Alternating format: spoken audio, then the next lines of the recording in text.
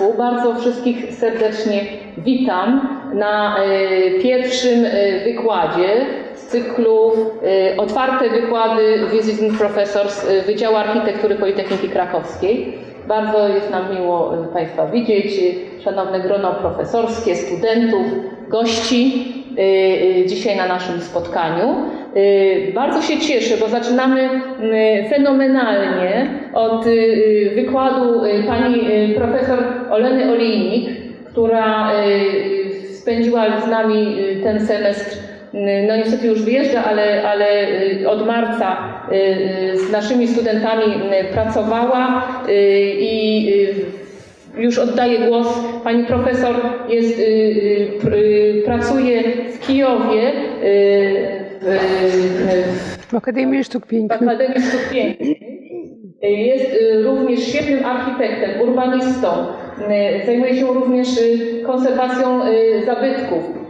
Jest działaczem zarówno organizacji narodowych, ukraińskich stowarzyszeń architektów, jak też międzynarodowych stowarzyszeń i organizacji architektonicznych.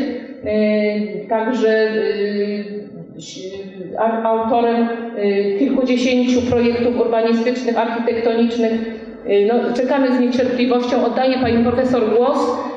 Wykład będzie po angielsku. Tak. Bardzo dziękuję. Ja tutaj też trochę powinna patrzeć. To ja będę mówić po angielsku, tak? Dear friends, dear colleagues, I would like to thank doktor habilitowany inżynier, architektor, Dean of Architectural Department, Professor Magdalena Kozian-Woźniak, for the invitation me as visiting professor to Krakow Polytechnic University. It is a great honor. I would like also to thank you for your great help to our students and teachers, as well as to all Polish people for their help to Ukrainians, which we feel every day, every step. We regard our collaboration with Krakow Polytechnic University as another step towards a united Europe in our progress on the path of democracy, and an expression of your readiness to do education and work together.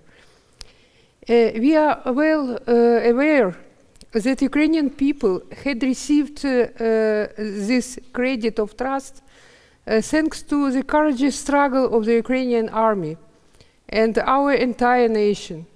As you know, Ukraine has resisted Russia's unhumanly aggression for 85 days. For 85 days now, we have defended the freedom of the whole Europe. But the open face of this war is but a continuation of more than a century of purposeful destruction by Russia of all things Ukrainian.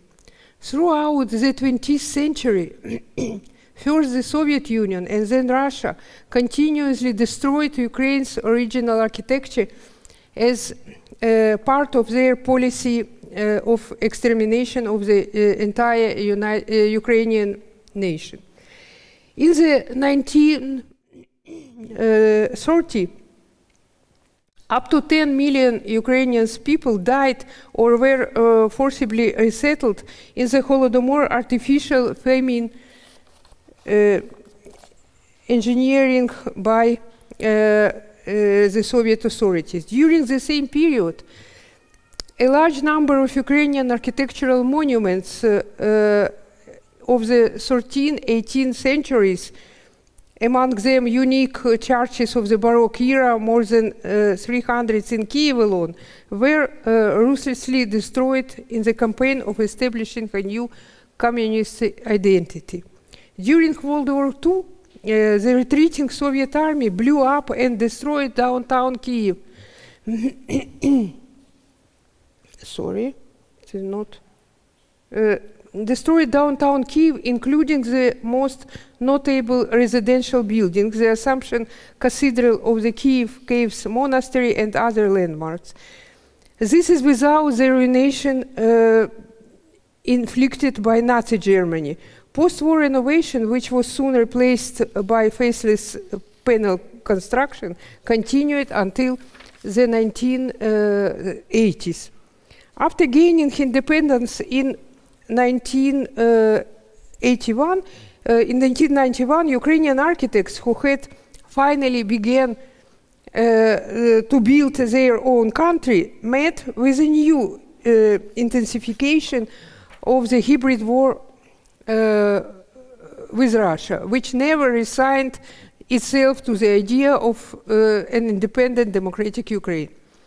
Since 2014, this war has turned into an open occupation of Crimea and Donbass, and now into a terrible invasion and war throughout Ukraine. In the almost 3 months of the war, more than 10,000 civilians have been killed, including several hundred children. A quarter of the country's population, more than 10 million, were forced to abandon their homes. More than 4 million of them moved to European Union. Almost 1,300 multi-story residential buildings, 70 schools, more than 50 kindergartens and 20 hospitals were destroyed in Kharkiv only. Several other large cities are in shambles. In Mariupol, for example, 90% of housing was damaged, whole of which cannot be restored. Europe has not seen destruction and refugee crisis on this scale since World War II.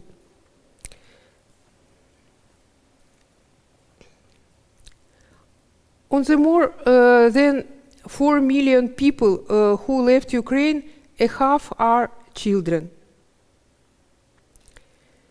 Many families are divided because of the war, because men have remained in Ukraine to fight. In addition, about 7 million people have become internally displaced and are also facing difficulties. The war situation is for hundreds and thousands of people who remain in combat zones, including some 100,000 in Mariupol. Ukraine's economy has already lost almost 50% of its production capacity, mostly in the east. Human losses, those killed and wounded, are steadily growing. Factories and plants, ports, railways, airport, elevators, warehouses, logistics centers, roads, power lines and telecommunications are significantly damaged or destroyed.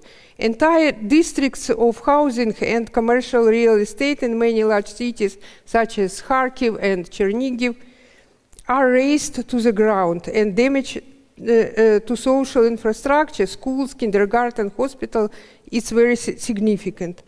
Many other cities have suffered great damage too. And more than 2 months of the war, the assistance needed from Europe and other countries is estimated at about 500 billion euros. We are very grateful for the help that is already being provided to the Ukraine from around the world. It takes many forms, such as temporary student education, employment, accommodation of IDPs, financial assistance, and much more. But given the scale of the destruction and humanitarian catastrophe, we need more assistance in the future, especially in renovation and rebuilding of cities. How to rebuild so many destroyed houses? Leading European economists distinguish three stages of reconstruction. First, the so-called immediate response, similar to recovery from a natural disaster. This is already happening and will continue until the end of the war. The second stage is a rapid recovery of critical infrastructure and services. The third stage should lay the foundation for future growth and modernization. Ukraine already has a bitter experience of post-war reconstruction and housing construction for migrants. As I said before, the first large-scale restoration began immediately after World War II, when 70% of buildings were destroyed in Kyiv only.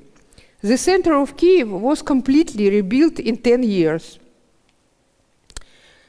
Then, until to the end of 80s, Ukraine completed and rebuilt cities destroyed in World War II.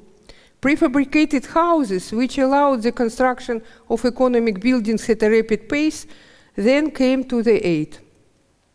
Later, in 1986, the Chernobyl disaster forced thousands of people to become displaced. Then, in a short time, the task to relocate a large number of people from the affected area was solved. A lot of work was done in a very short time. The basic principles of that work were as follows. Building of new settlements has to be based on an urban conception for each one. Creation of complex project groups that work on the construction cities until their completion is necessary. Simplification of technology and sequence of urban planning schemes. Control over social context. Use of standard project of housing, school, kindergartens, shops, communal construction, engineering objects. But now the destruction of our cities is moreover brutal and powerful. Therefore, after this war, we will not only talk about the reconstruction of affordable housing, but again about the new accelerated construction of cheap mass housing to resettle people who have lost their homes. In our opinion, post-war construction will consist of several stages and direction. At first, detailed inspection of the damaged housing, load-bearing structure, engineering networks in terms of their suitability for further operation. This work should be carried out in a short time under the guidance of experienced engineers and architects. If the house has minor damage, it is possible to reconstruct it with the obligatory replacement of engineering equipment. Windows, insulation of facades, creation of public spaces, superstructure, or extension of balconies. This should be a comprehensive reconstruction with the surrounding area.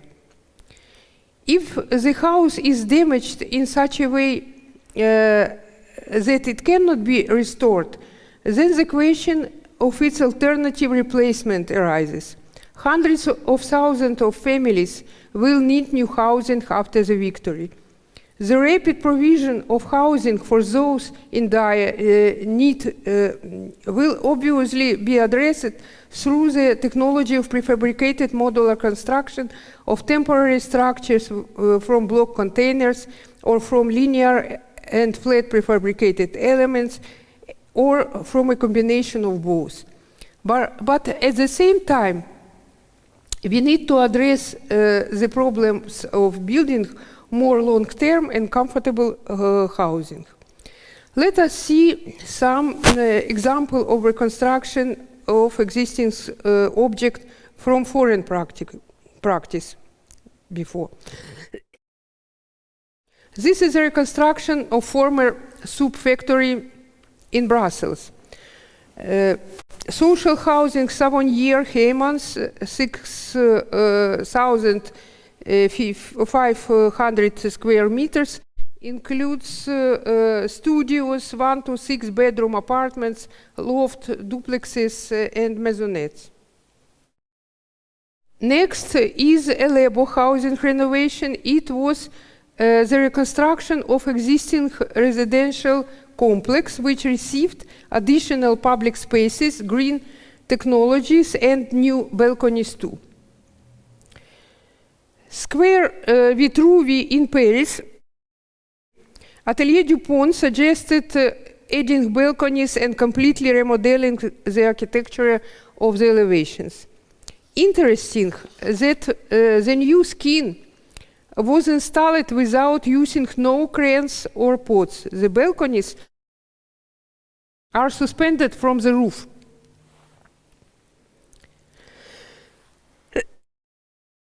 Various methods of reconstruction of prefabricated houses are used in Germany.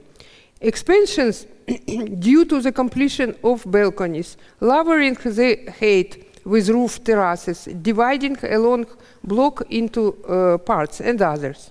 So, the methods of reconstruction of residential buildings can include changing the constructive scheme or not, changing the construction volume by extension, changing of the plan dimensions, changing the appearance of elevations by balconies or elevation systems.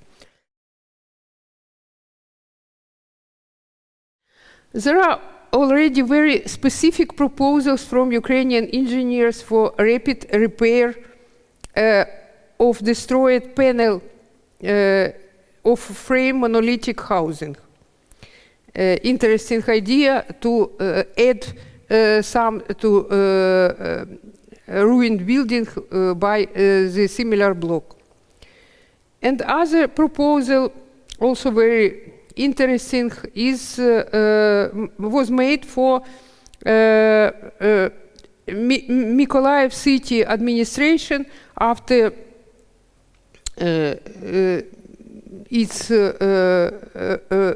ruination. This is a redesign and reconstruction of building with no changing its volume. Prefabricated temporary modular construction can made from block containers or small panels. Then it matters only the presence of modules, the speed of assembly and disassembly, and the possibility of reusability. Ukrainian architects propose various types of temporary housing. Here is proposal by architect Slava Balbek called Dignity No Matter What, which creates usual and healthy lifestyle and decent conditions even in the temporary residence. Main constructive principles are modularity, scaling possibility, and flexibility. Social principles are dignity, socialization, and comfort. Speed, budget, and resources are the main points for their realization.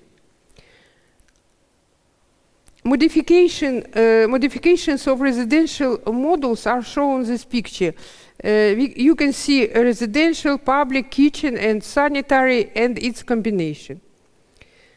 These modifications allow to combine 5 types of sections. Section 1 on this picture is a family type section. Section 3 have, unfortunately, common sanitary blocks. And next, this you can see realistic perspective, which give an idea of appearance.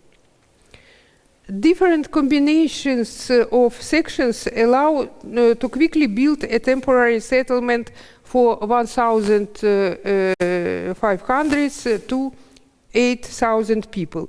The structure scheme is a wooden frame. Next, Hanna Dorohina project offers the temporary housing from block containers. It is a project for realization, in process now. Another offer from the loft office is a 2-level sleeping block. It products in 2 versions with wooden and metal construction. Also now is in realization. You can see on factory in process of realization. Another type of modular folding housing offers the Card Studio from Odessa. Their units are simple, made from local available materials, partially recycling. They do not need to attract special vehicles. Authors promise minimum energy consumption and minimum emissions into the environment. And this temporary housing may transform in 5-10 years into country hotels of holiday village category. Next, Dmytro Aranchi Architects presents universal multifunctional blocks for housing, mobile offices, and public institutions. Such modular elements have 3 ways for further use. Reuse of modules for other functions, reuse of component modules for other needs, and redesign of materials and elements. All of these pathways correspond to the concept of cradle to cradle. The prefabricated construction industry takes many forms, from the production of small-sized flat elements of factory production to large-scale volumetric blocks of full factory readiness. One of the main requirements for the design of industrial construction is modularity, which in turn requires the use of methods of unification and standardization of design solutions at all stages of design. Repeatability of building elements is a necessary condition for the application of industrial method in construction, which is especially effective for mass housing. Panel construction technologies are widely used throughout the world to this day, especially for the construction of mass housing. You can see examples from Sweden, Austria, Swiss, and others.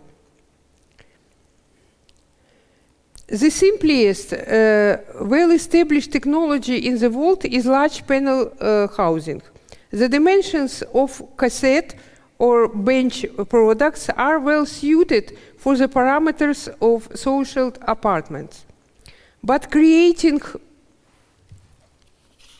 a project of apartments with flexible planning with standardized areas of social housing is not relevant. The location of the construction site, its proximity to existing cities and jobs, as well as availability of infrastructure, will have a great importance. Variability and types of elements must be determined by calculation. It is possible to erect quickly both volume blocks, block buildings and a large panel with application of volume blocks and only large panel. Constructive and planning system Nove Misto, offered by architect Arkady Peker, proposed options for combining different types of block section, 9 and 4-5 story. Types of public buildings and housing that can be built from prefabricated units are very different. House building plants will necessary for the construction of such mass housing. Existing high-capacity house building plants remained now almost only in Kyiv, but the main volumes of construction will be in the center, south, and east of Ukraine. It seems that today the most efficient are low-capacity plants, 100,000 square meters of area per year, which can be located within a few hours of transport accessibility from potential construction cities. To equip these plants, we'll need the help of foreign companies specializing in the development, manufacture, and supply of relevant technological equipment. It is also possible to adapt factories of reinforced concrete structures. Options of arrangement of sections of such panel houses are very different. The cassette principle embedded in the formwork design demonstrates a number of advantages. Technologically simple and labor-intensive production process. The quality of the surface of both sides of the products, identical to the quality of the formwork surface, and therefore it is possible to use it for the construction of wall and doors. Compactness of a design in combination with high productivity. Possibility of processing of concrete with various characteristics thanks to use of highly objective system of consolidation. Low energy consumption due to the optimal use of hydration heat in the process of hardening concrete and the possibility of efficient heating of the formwork without excessive heat loss. So, the requirement for implementation this system are following: to adopt a state program that will provide financing for design and construction works, allocation of land for mass construction, determine necessary production capacity and regions of their location, involve foreign companies specializing in the development, manufacture, and supply of technological equipment, develop a series of residential buildings for reuse with the latest achievements in energy saving. In parallel, to adjust the master plans of cities with the allocation of cities for mass construction, design and build external networks, road infrastructure in areas with mass construction, conduct inspections of damaged buildings to determine the possibility of their reconstruction, develop reconstruction projects based on modern technologies, conduct authorial and technical supervision. So, conclusions. First, design decisions should be universal. Easy change of function of the first floors from housing to public, autonomy of each housing unit. Then, universal urban planning solution, quarter size, which will allow many design bureaus to link their unique development simultaneously in several settlements. Temporary construction should be integrated into city life. In mass housing for migrants should be a mandatory share of hostels, dormitories for students, townhouses, public buildings, and housing for sale. A variety of typologies and at a discount when buying with government support.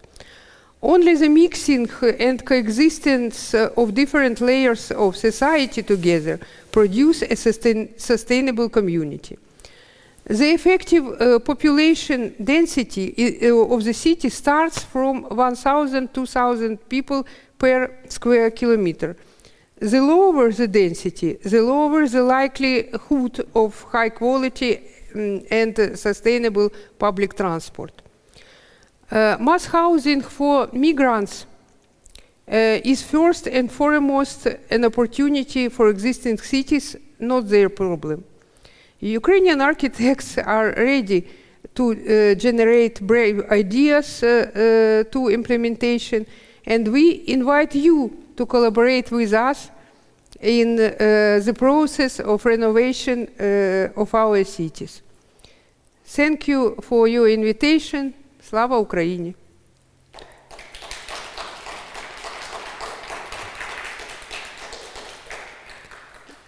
Thank you very much. I would like that just today we have online meeting with French Architects in Emergency, this firm which help countries after disaster, after catastrophe, and we begin to collaborate strategy. What we can to do? Nobody knows, nobody.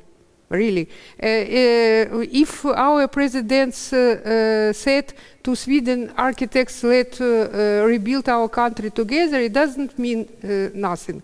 Because the Sweden architects also don't know from where is beginning, from what we need to begin. So we try to make this strategy. It's the first step, and step by step, I'm sure we rebuild and renovate our country, and Ukraine will be better and flourishing country. Thank you very much. Let's work together.